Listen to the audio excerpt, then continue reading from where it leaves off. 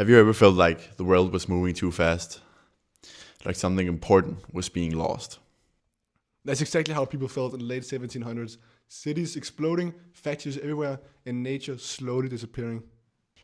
So artists, poets, and painters did what creators always do. They pushed back. They call it Romanticism, and today we're going to be breaking it all down for you. Okay, Romanticism is a cultural movement that started in Europe around 1770 and it lasted until about 1850. But to understand it, you need to know what came before. The Age of Enlightenment, or in Danish, Oplysningstiden. From around 1650 to 1760, thinkers said, forget tradition, forget God, let's use reason and science. The whole world changed after this thought process. And later on, the democratic systems were invented, and the American Constitution was written in 1776, which talked about the logic, order, and confidence. Then the Industrial Revolution hit, roughly 1765 to 1840, with steam engines, factories, and cities growing out of control. Workers lived in overcrowded housing with no clean water, with pollution, child labor, and poverty. The confidence of the enlightened curled into something much darker. And that's where Romanticism came from. Instead of reason, emotion. Instead of city, nature. It was a revolt. For the Romantics, nature was almost sacred. It was some place where you can feel the real parts of the earth, something where machines could never give you. Senses and emotions were over logic, and wildness over order. That's Romanticism in a nutshell. Romanticism wasn't just poetry. It spread it to paintings too. Two British painters became the biggest visual voices, John Constable and J.M.V. Turner. Constables, the Haywain, 1821. A horse cart crossing a river. Green fields, dramatic clouds. Quiet, almost perfect. And that's exactly the point. Constables is saying, this is what we're losing. The slow rhythm of the countryside.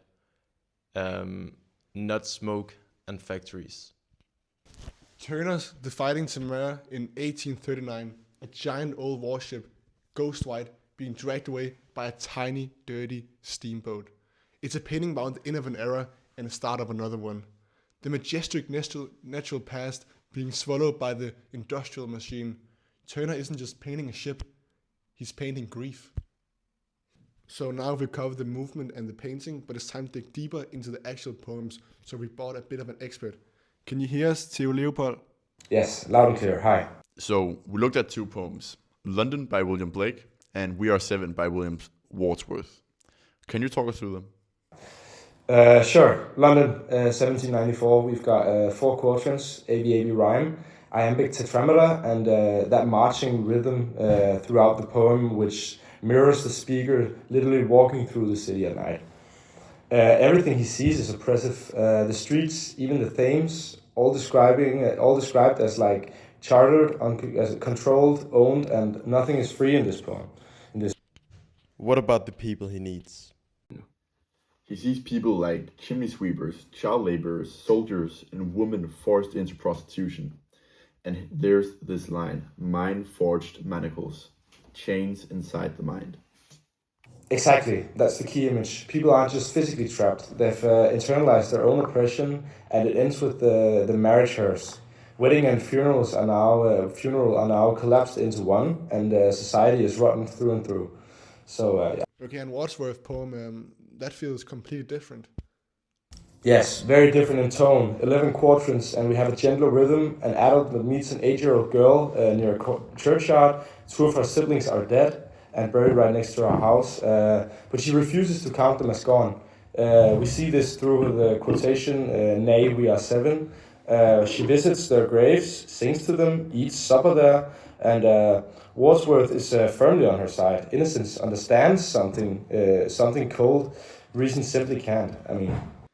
So Romanticism was a movement born from a changing world that was changing too fast and losing what mattered most. Yeah, I couldn't have said it better myself. Thank you so much, Theo Leopold. That was such a good point. Thank you for being here with us today. Good luck with the video, guys. So we've analyzed two poems from the 1790s, but here's the real question. Does any of this actually matter today? We think it does. Let's start with Blake's London. The poem is about a city where suffering is everywhere, but nobody does anything about it. People have just accepted it as normal, and that's what we call the mind-forged manacles. Sound familiar? Think about how social media works today. Algorithms are literally designed to keep us addicted and keeping us scrolling all day long. But though they make it this way, we still scroll all day long. And that's a mind-forged manacle if we've ever seen one. And the inequality Blake describes, the gap between the powerful and the powerless, the peoples whose voices are never heard, that hasn't gone away either. Housing crisis, mental health epidemics, and child poverty. Blake was writing about London in 1794. He could have been writing about it last year. Wordsworth's poem hits differently, but just as hard. We Are Seven is about grief and how we're terrible at it as a society. We hide death away, we don't talk about it, we expect people to move on. But the little girl in the poem refuses to do that. She keeps her dead siblings close, visits them, sings to them, includes them. And modern psychology is actually catching up with her.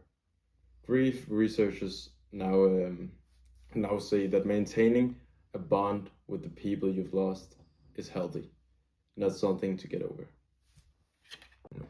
So 2 poems written over 200 years ago are still telling us something we haven't figured out ourselves yet. That's why we study Romanticism, not because it's old, because it's unfinished. So you can say that Constable and Turner painted that loss, and Blake, he raged against it, and Wordsworth, he found hope in a child who refuses to accept it. 200 years later, the Romantics still have something to say. Thanks for watching.